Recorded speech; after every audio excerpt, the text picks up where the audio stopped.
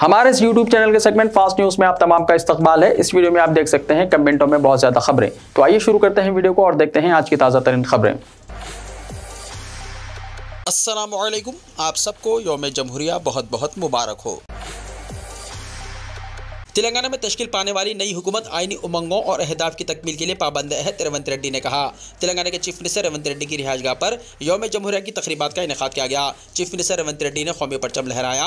Chief minister Revanth Reddy ने 75वें यौम जमहूरिया के मौके पर रियासत के अवाम को मुबारकबाद दी। इस मौके पर खिताब करते हुए उन्होंने कहा कि पूरा मुल्क यौम जमहूरिया की रौनकों से जगमगा रहा है। उन्होंने कहा कि दारुल हुकूमत दिल्ली समेत तमाम बड़े शहर बरक़ी रोशनियों से जगमगा रहे हैं। रेवंत रेड्डी ने कहा कि सिर्फ जमहूरी नज़्म व नस्क़ और आइन के जरिए ही मुतवक्को मकासद को अवाम के तमाम तबक़ात हासिल कर सकेंगे।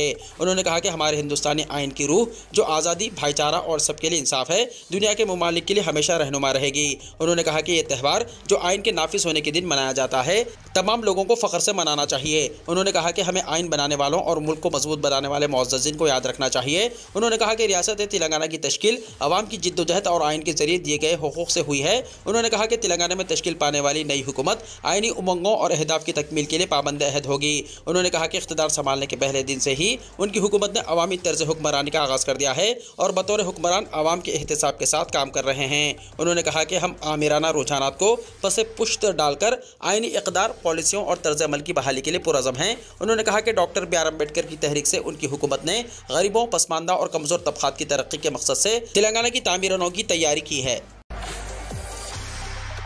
तेलंगाना के गवर्नर ने भी परचम कुशाई की। पूरा तेलंगाना यौम जमहूरिया के रंगों में रंगा नजर आया। जुमे की सुबह तेलंगाना के गवर्नर तमिलिसाई सविंदराराजन ने सिकंदराबाद के परेड ग्राउंड में कौमी परचम लहराया। इस दौरान वज़ीर आला रेवंत रेड्डी भी वहां मौजूद थे। परचम कुशाई के बाद उन्होंने सलामी भी दी। साबिक़ वज़ीर दाखिला महमूद अली सेहतियाब अपोलो हॉस्पिटल में इलाज के बाद सेहत से मुतल्लिक़ दिया बयान। तेलंगाना के साबिक़ वज़ीर दाखिला मोहम्मद महमूद अली की तबीयत अब बेहतर है, जो आज सुबह यौम जमहूरिया तक़रीब में परचम कुशाई के दौरान चकराकर गिर पड़े थे। अपोलो हॉस्पिटल में इलाज के बाद सेहतियाब हो गए और उन्होंने अपने सेहत के ताल्लुक़ से एक वीडियो भी जारी किया, जिसमें उन्होंने गश खाकर गिर पड़ने की वजह बताई। वाज़ेह है कि हैदराबाद के जुबली हिल्स में वाक़ BRS पार्टी के दफ्तर तेलंगाना भवन में BRS पार्टी की जानिब से यौम जमहूरिया की तक़रीब मुनक़्क़िद हुई, जिसमें पार्टी के कारगुजार सदर तारक रामाराव और दीगर कायदीन ने शिरकत की। परचम कुशाई के दौरान अचानक महमूद अली गश खाकर गिर पड़े, तहम उनके अतराफ मौजूद कायदीन ने उन्हें पकड़ लिया और इब्तिदाई तिब्बी इमदाद पहुंचाने के बाद अपोलो हॉस्पिटल मुंतकिल किया था, जहां उनके मुख्तलिफ तिब्बी मुआयने किए गए। सदर मजलिस बैरिस्टर असदुद्दीन ओवैसी ने पुराने शहर में कौमी परचम लहराया। सदर कुल हिंद मजलिस इत्तेहादुल मुस्लिमीन यानी AIMIM के सदर बैरिस्टर असदुद्दीन ओवैसी ने यौम जमहूरिया के मौके पर जुमे के दिन हैदराबाद के पुराने शहर मदीना सर्कल में तिरंगा लहराया। हर साल की तरह इस साल भी असदुद्दीन ओवैसी ने तारीखी चार मीनार के करीब मदीना सर्कल पर तिरंगा लहराया। हैदराबाद के MP के साथ पार्टी के मुकामी कायदीन और ताजरीन मौजूद थे। तेलंगाना के एचूटा टोड में मस्जिद के सामने हल्की कशीदगी, मजलिसी कायदीन की बर वक्त नुमाइंदगी।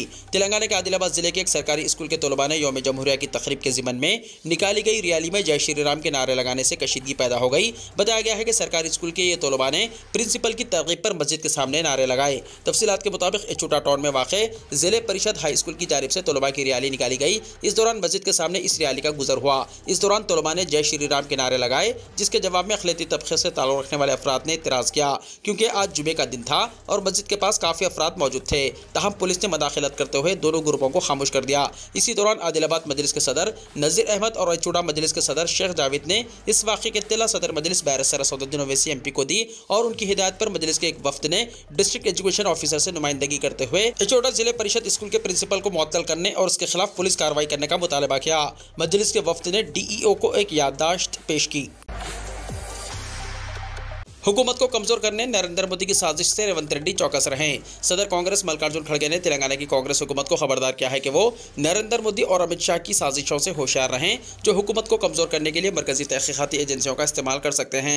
मल्लिकार्जुन खड़गे ने अवाम से अपील की है कि वो मुल्क में जमहूरियत और दस्तूर के तहफ़्फ़ुज़ के लिए कमर बस्ता हो जाएं और नरेंद्र मोदी और BJP को शिकस्त से दो चार करें। सदर कांग्रेस ने लाल बहादुर स्टेडियम में तेलंगाना के बूथ लेवल एजेंट्स के इजलास से खिताब किया और इस दौरान उन्होंने ये बातें कहीं। असदुद्दीन ओवैसी को शिकस्त देना हमारा मकसद, सदर बीजेपी तेलंगाना जी किशन रेड्डी का बयान। सदर बीजेपी तेलंगाना जी किशन रेड्डी ने कहा कि अंदरून एक हफ्ता पार्लियामेंट इंतखाबात के लिए उम्मीदवारों के नामों को खतियत दे दी जाएगी। आज यहां सहाफियों से बातचीत करते हुए उन्होंने कहा कि 28 जनवरी को पार्टी के कौमी कायद अमित शाह हैदराबाद के दौरे पर आ रहे हैं। अमित शाह हैदराबाद हल्के पार्लियामेंट से मुताल्लिक गौर खौज करते हुए रियासती बीजेपी क़यादत को तजावीज़ देंगे और इलेक्शन में कामयाबी हासिल करने के लिए रहबरी और रहनुमाई करेंगे। जी किशन रेड्डी ने पार्टी कारकुनों को पार्लियामेंट इंतखाबात का सामना करने के लिए पूरी तरह से तैयार हो जाने की हिदायत देते हुए कहा कि हमारा मकसद तेलंगाना में कम से कम 10 हल्कों पर कामयाबी हासिल करते हुए नरेंद्र मोदी को मुसलसल तीसरी बार वज़ीर-ए-आज़म बनने में मदद करना है। जी किशन रेड्डी ने कहा कि बीआरएस और कांग्रेस के दरमियान मजलिस ताल्लुकात उस्तवार करने के लिए दौड़ जारी है। उन्होंने वाज़ेह किया कि बीजेपी का मकसद सिर्फ इलेक्शन में हिस्सा लेना नहीं है बल्कि हैदराबाद से असदुद्दीन ओवैसी को शिकस्त से दो चार करना है। उन्होंने यकीन जाहिर किया है कि मरकज़ में बीजेपी मुसलसल तीसरी बार हुकूमत बनाने में कामयाब रहेगी।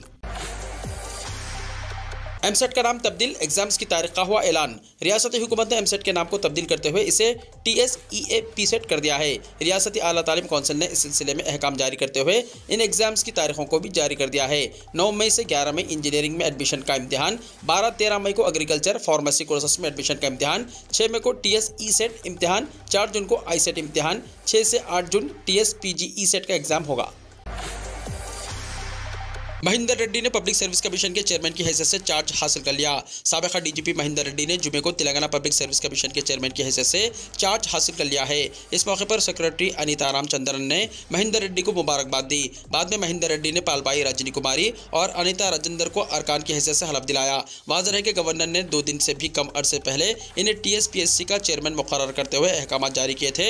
नव मुकर्रर करदा चेयरमैन महिंदर रेड्डी 11 महीने तक इस ओहदे पर बरकरार रहेंगे। TSPSC के क़वानीन के मुताबिक कमीशन के चेयरमैन और मेंबरान के तौर पर मुकर्रर किए जाने वालों को सिर्फ 62 साल की उम्र तक ओहदे पर रहने का मौका मिलता है। नीस इन्हें सिर्फ 6 साल तक इस ओहदे पर रहना है। महिंदर रेड्डी 3 दिसंबर 1962 को पैदा हुए और इस वक्त उनकी उम्र 61 साल है। मजीद 11 महीने में इनकी उम्र 62 साल हो जाएगी। इस तराजुर में वो 11 महीने तक ओहदे पर बरकरार रहेंगे।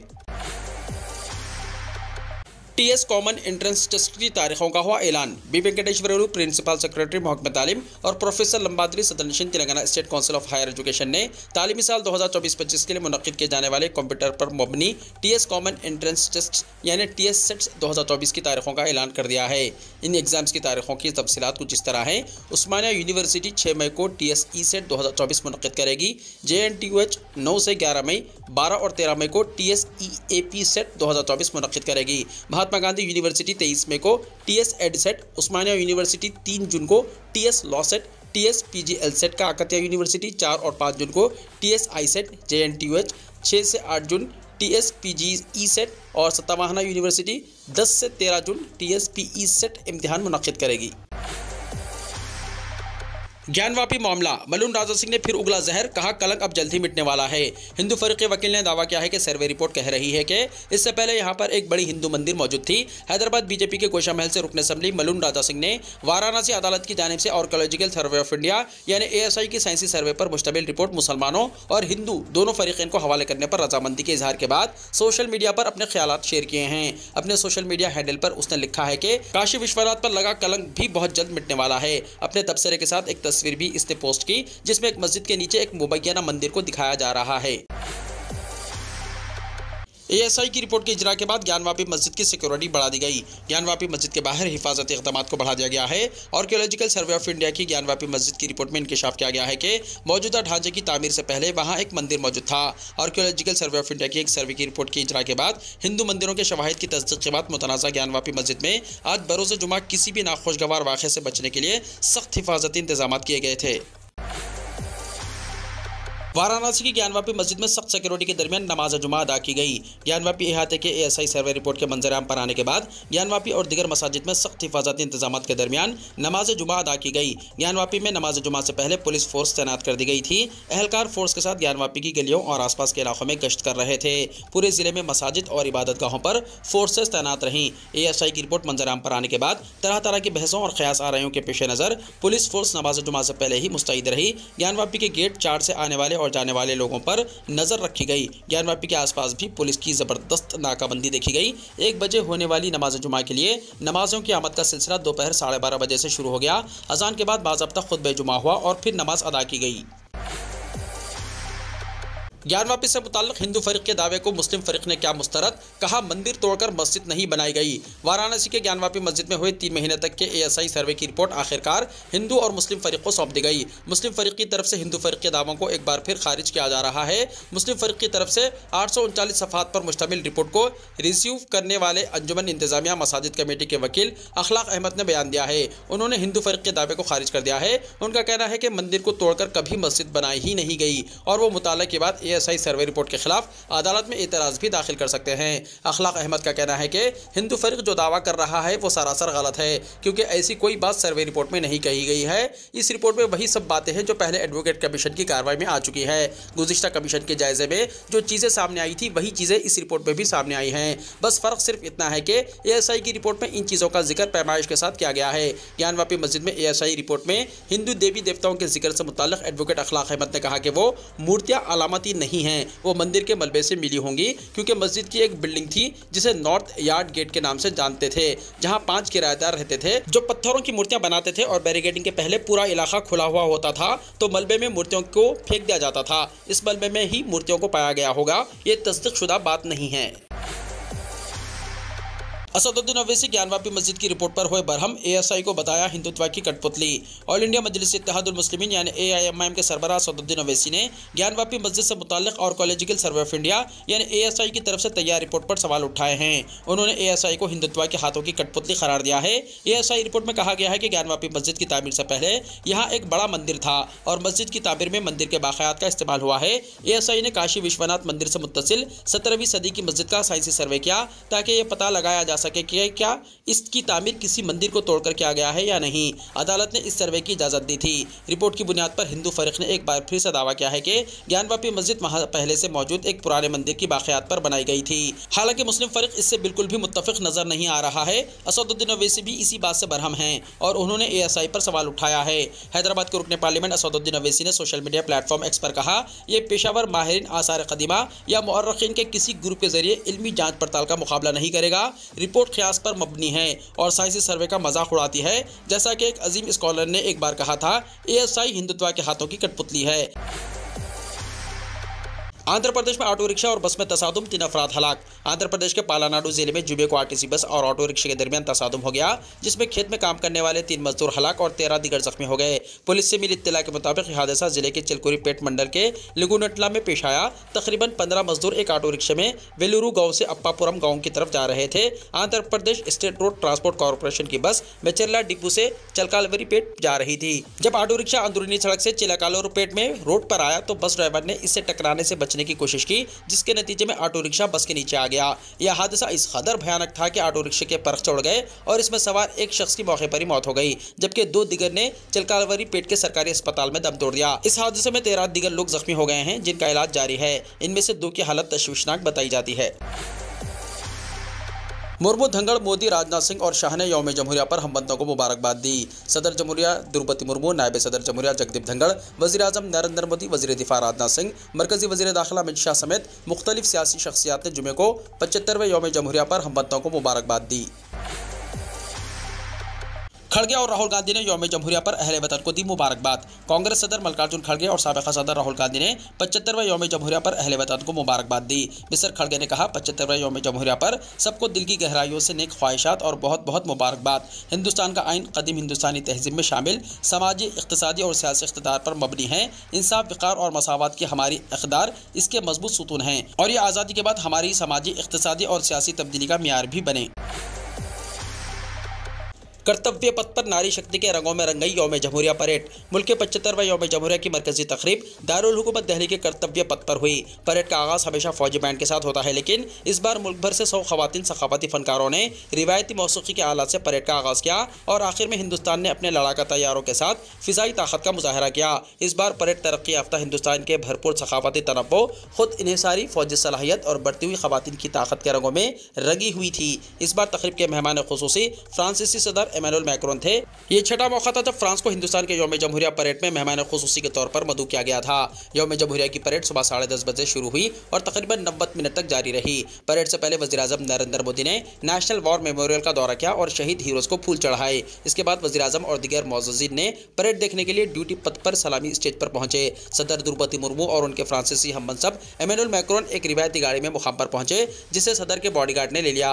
रिवायत के मुताबिक सबसे पहले कौमी परचम लहराया गया। इसके बाद 21 तोपों की सलामी के साथ साथ देसी gun system 105 millimetre Indian field gun थी। इसके बाद 105 हेलीकॉप्टर यूनिट के 4 Mi-17 हेलीकॉप्टरों ने ड्यूटी पथ पर मौजूद तमाशाइयों पर फूलों की पत्तियां निछावर की। राहुल गांधी की भारत जोड़ो न्याय यात्रा 28 तारीख से दोबारा शुरू होगी। कांग्रेस लीडर राहुल गांधी की भारत जोड़ो न्याय यात्रा कौमी त्यौहार यौम जमहूरिया की तकरीब की वजह से मुलतवी कर दी गई है और ये यात्रा अब 28 जनवरी को मगरबी बंगाल के जलपाईगुड़ी से दोबारा शुरू होगी। कांग्रेस कम्युनिकेशन डिपार्टमेंट के इंचार्ज जयराम रमेश ने आज यहाँ बताया कि यात्रा 25 जनवरी की दोपहर को रोक दी गई थी और अब इतवार से दोबारा शुरू होगी।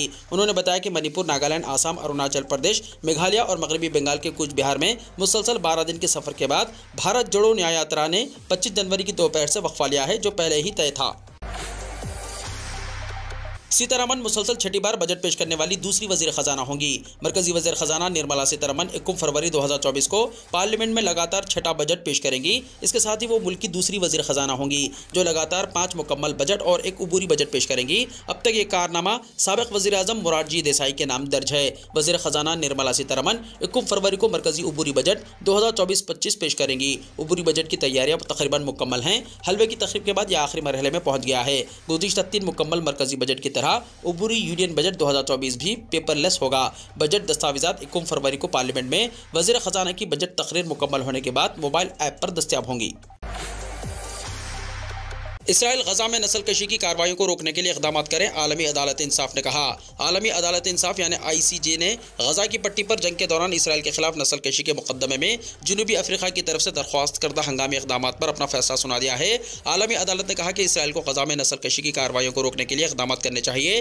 ताहम अदालत ने फौजी कार्रवाई बंद करने या जंग बंदी का हुक्म नहीं दिया।